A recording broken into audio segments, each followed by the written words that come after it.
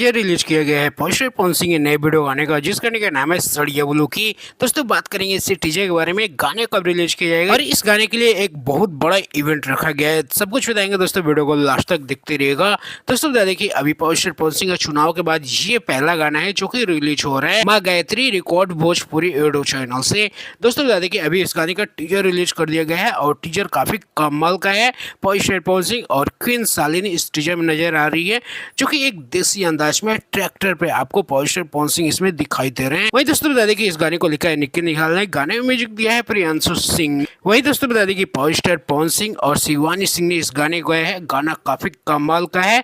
चलिए दोस्तों बता दें कि गाने को कवर कहाँ रिलीज किया जाएगा। दोस्तों बता दें कि गाने को कल सुबह यानी कि 21 जून को इस गाने को रिलीज किया जाएगा सुबह 6:15 पे माँ Gayatri record Bhojpuri YouTube channel से। वही दोस्तों बता दें कि इस गाने के लिए काफी बड़ा इवेंट रखा गया है। कल के डेट में ही 21 जून को ही इसका एक इवेंट रखा गया है लखनऊ में, जिसमें काफी सारे बड़े बड़े रील्स क्रिएटर आने वाले हैं। बड़े बड़े भोजपुरी इंडस्ट्री के एक से एक सुपरस्टार आने वाले हैं। बाकी दोस्तों चलिए इस वीडियो में इतना ही। कल पता चलेगा कि ये गाना कितना धमाका मचाता है हमारे भोजपुरी इंडस्ट्री में।